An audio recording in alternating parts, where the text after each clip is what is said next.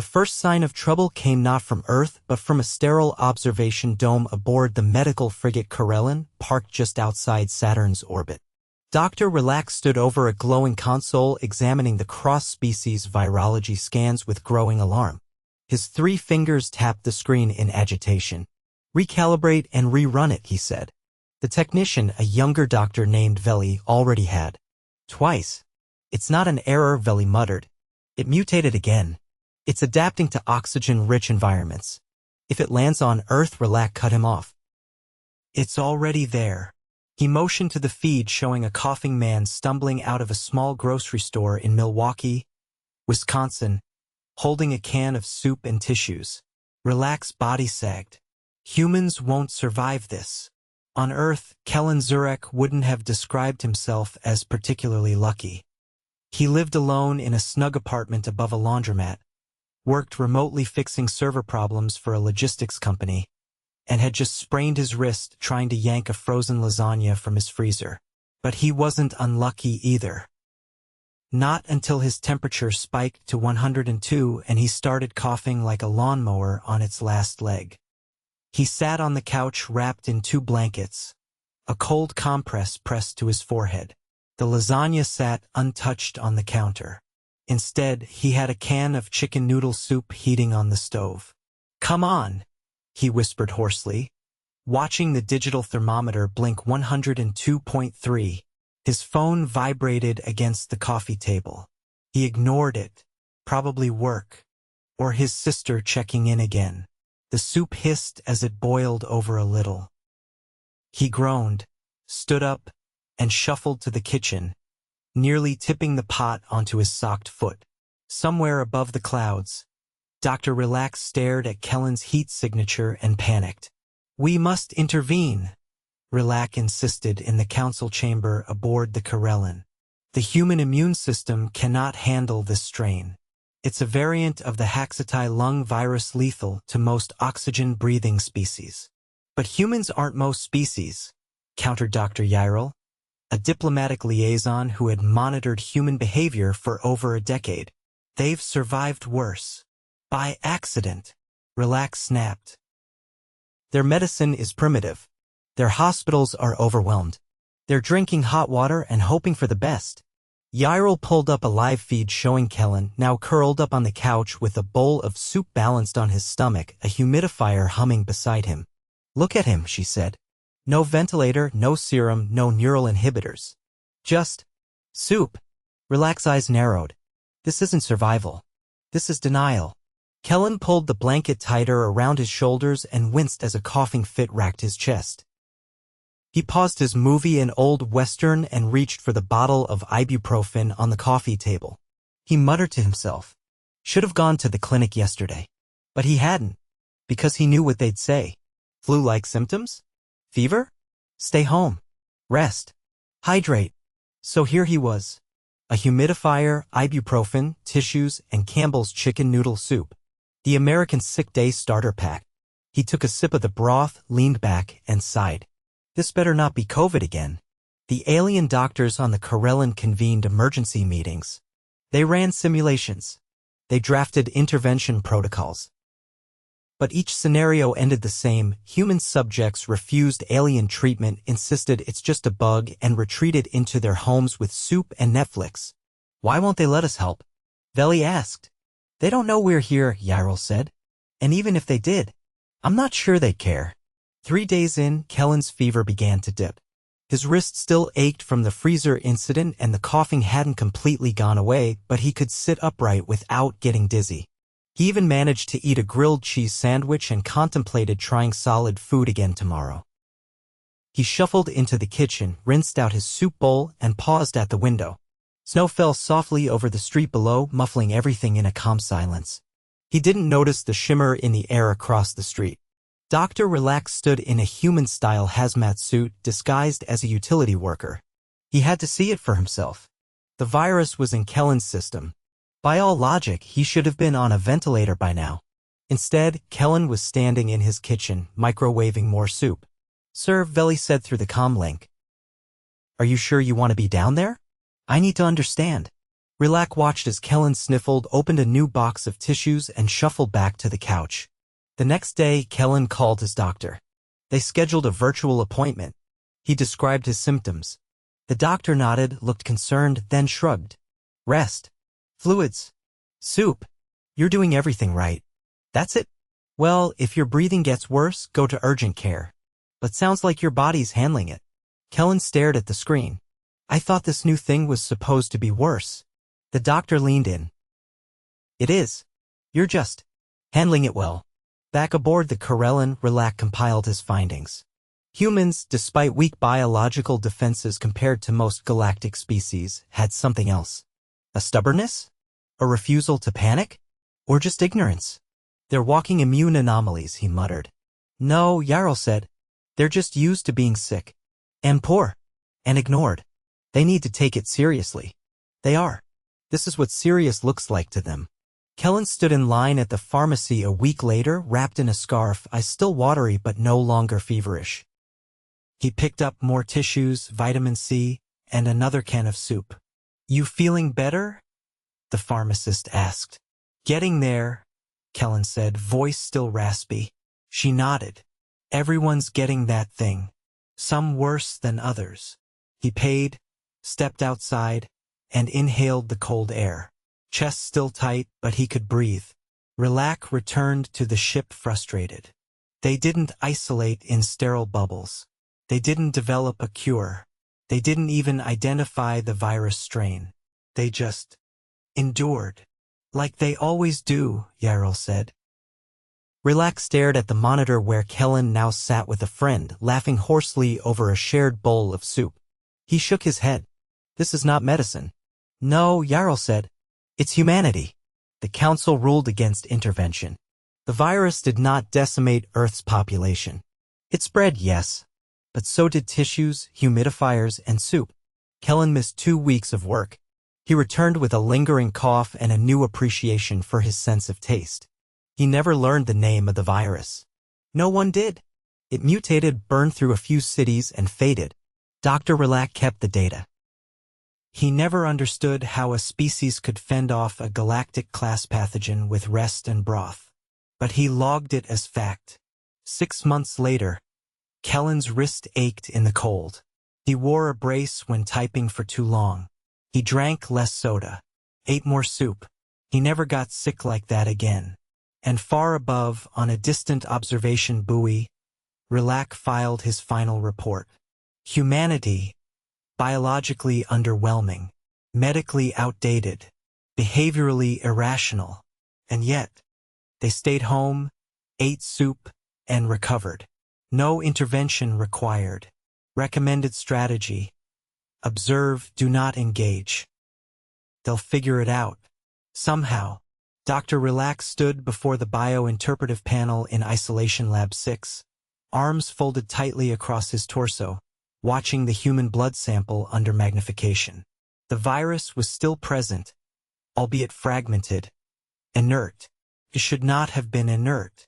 The sample had been taken from the human male Kirellin just hours before his fever broke. Every model insisted it should have been the peak of viral replication. Instead, the pathogen looked tired. Veli adjusted the scanner's depth. You think it's the soup? No, Rellak muttered. Soup doesn't cause protein sheath collapse. Something else is suppressing replication. Could be psychological, Veli offered. Humans initiate stress responses that trigger hormonal surges. Maybe the fever itself, no. The fever was residual. The immune response was too well timed to be accidental. It's almost like the virus gave up. Veli leaned closer to the display. That's not possible. I'm aware, Rellak said flatly. A chime interrupted them. It was the internal comms channel from Dr. Jarl. Council wants a comparative, she said. Find another subject. See if this was an anomaly or not. Rellak sighed. Any preferences? They want someone with a different diet, different socioeconomic strata, and preferably someone not consuming soup. Veli blinked. That's a surprisingly specific control variable. They're trying to isolate variables, Jarl said. If soup is the only consistent factor, we'll have to submit it for galactic classification. Rellak didn't respond. He was already pulling up surveillance indexes. 2 hours later, they'd selected a new subject.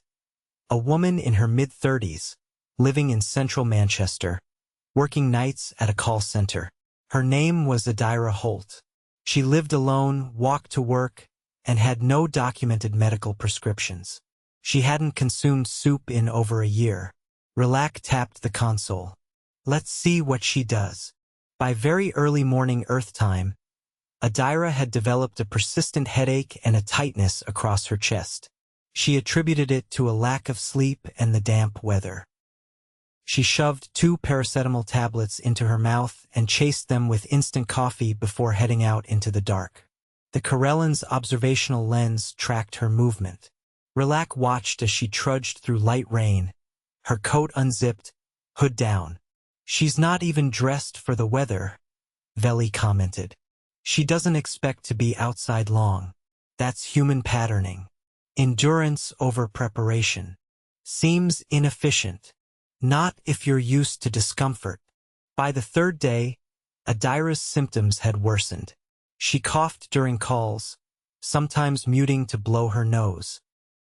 Her manager offered her a sick day. She declined. The rent was due. In the break room, she stared at a vending machine and chose a small packet of crackers and a canned energy drink. The virus in her system had begun to replicate at a higher rate than Kellen's ever had. She's not regulating fever, Veli noted. No rest, no fluids. Different strategy, Rellak murmured. Denial through momentum. But she's not recovering. No, she's compensating. Rellak adjusted the feed. Watch what happens next. For days into her infection, Adira collapsed on her way home. 2 passers-by called an ambulance. She was admitted to Manchester Royal Infirmary with a fever of 103 and a resting heart rate of 122. Doctors administered 4 fluids, acetaminophen, and oxygen. A nasal swab confirmed the presence of the unfamiliar virus. Inside the Kirellin, every console lit up. It's evolving again, Veli said. Not evolving, Rellak corrected. Adapting to resistance. Yairil appeared behind them without warning, eyeing the data. She didn't eat soup. Or stop working. Yairil nodded slowly. So the virus pushed harder. Back in the hospital, Adira drifted in and out of sleep. Nurses monitored her oxygen saturation, which dipped into the low 90s overnight. She was moved to a monitored ward. A doctor prescribed corticosteroids and scheduled a chest X-ray. By the end of the week, she plateaued. Not better, not worse. Just stalled. She's not dying, Veli said. No, Rellak said. But she's not winning either. So what's the conclusion? They don't survive because they fight, Yairil said quietly. They survive because they endure. Even when it's pointless. 2 days later, Adira was discharged. She left the hospital with antibiotics she didn't need and a note for her manager. Her cough lingered. She walked home alone. From orbit, the Kirellin's crew watched her stop at a corner shop and buy a packet of biscuits and a bottle of orange squash. She didn't glance at the shelf full of canned soups. Veli turned to Rellak. What now? We need a 3rd subject, Rellak said. Someone who refuses to rest, refuses to seek help, and refuses to acknowledge sickness. A full contrast. You think humans come in that flavor? Oh yes, Yairil said. They call them managing directors. They found their 3rd candidate in a mid-rise office building in Toronto. Gregory Tan, 51, divorced, wore the same tie 3 days in a row, ran a consulting firm that specialized in workplace optimization. He coughed through meetings and refused to reschedule a single one. Classic suppression, Rellak said. No medication, no rest, no soup, no awareness. Should we intervene? Veli asked. Not yet. By the 2nd week, Gregory developed walking pneumonia. He didn't know that. He only noticed he was winded after climbing 2 flights of stairs and that his usual breakfast sandwich tasted like cardboard. He microwaved frozen meals and drank Diet Cola. He told himself it was allergies. Then he collapsed in a conference room during a Zoom call. He's not going to hospital, Rellak said, narrowing his eyes. He's going to die at his desk. He might, Yairil said. but he'll finish the quarterly report first. Gregory was found by a junior associate who called for paramedics. He was admitted to a private clinic where doctors immediately administered antibiotics and supplemental oxygen. His blood oxygen level had dropped dangerously low. His kidneys were beginning to show strain. He spent 5 days in the clinic, then checked himself out early. Back on the Kirellin, Rellak compiled the data into 3 columns. Kirellin: rested, hydrated, mild symptoms. Full recovery. Adira: worked through symptoms, moderate complications. Gradual recovery. Gregory: ignored symptoms, severe complications. Partial recovery. What does it mean? Veli asked. They don't survive despite their behavior, Rellak said. They survive through it. Each one follows a unique path of resistance. No two the same. Yairil nodded. Which makes them impossible to predict. Or cure. Or destroy, Rellak added. Later that night, he reviewed footage of Kirellin again, now back at work, typing with a wrist brace, sipping coffee. Not soup. Not anymore. On a whim, Rellak cross-referenced galactic virology databases. No other species had shown that level of variability in response to the same virus. No other species had survived it 3 different ways. He logged the entry. Humanity. Survivability inconsistent, yet statistically robust. Intervention unnecessary. Observation ongoing. Recommendation: avoid direct contact. They will endure, even if it kills them. 3 standard rotations after the Gregory Tan incident, the Kirellin's medbay had grown unusually quiet. The virus had run its course on Earth. Surveillance flagged only a handful of lingering cases, all mild. The Council's attention drifted elsewhere to a fungal outbreak on the Rellak moons and a diplomatic mishap involving scent-based greetings gone wrong on Dalviri 5. But Dr. Rellak remained restless. He stood before an atmospheric simulator in Isolation Chamber C, arms clasped behind his back. Inside, a sample of Earth air filtered from a suburban bus stop in Cleveland circulated over a glass dish of viral culture. Nothing happened. Veli entered, holding a translucent pad. We analyzed the final batch of post-recovery samples, he said. Each shows a different antibody profile. No overlap. Rellak turned. They didn't build immunity the same way? Not even close. Some barely built any at all. And yet they lived. Rellak paced to the side panel. There has to be a pattern. Or a trigger. There isn't, Veli said. We've looked. Then we missed something. Yairil, already seated at the rear of the lab, rotated her chair slowly. You're trying to make them linear, she said. They're not. You don't study humans like a puzzle. You study them like weather. They're not weather. They have bodies. Patterns. Biology. They also have bills, pride, unreliable transportation, and childhood trauma. All of which seem to matter more than their T-cell counts. Rellak stared at the viral dish again. It remained dormant. They're not immune, he said. No, she agreed. They're just inconvenient to kill. That afternoon, Rellak did something he hadn't done in years. He requested an audience with a human. The council hesitated. Yairil vouched for him. Not a diplomatic subject, he clarified. I want one of the infected. Recovered, Yairil corrected. Barely. Kellen Zurek received the invitation while finishing a load of laundry. He thought it was spam.